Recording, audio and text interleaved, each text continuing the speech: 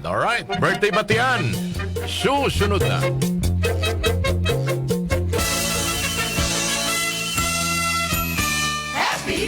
Batiin na natin ito mga to para kainan na mga kababayan. Happy May 8 celebration kay Randy.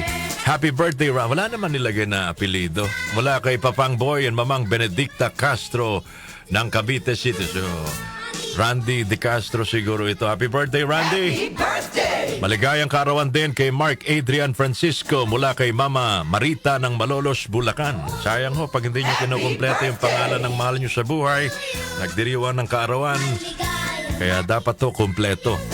Pati araw ng kapanganakan, o kaya umaga, tanghali o gabi.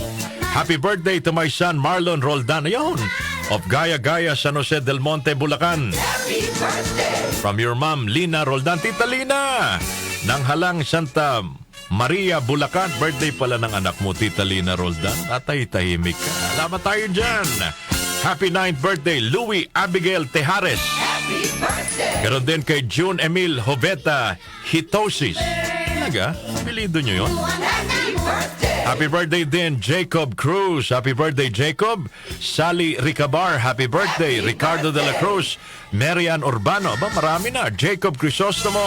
Happy birthday, Gelang de la Cruz ng Hagonoy, Bulacan. Happy birthday! Happy birthday, Batcheng Francisco ng Manila. Happy birthday po sa inyong lahat. Sino bang kasabay nyo nagdiriwa ng kaarawan ngayon, mga kababayan? Wala masyado sa local. Eto, foreign na lang tayo.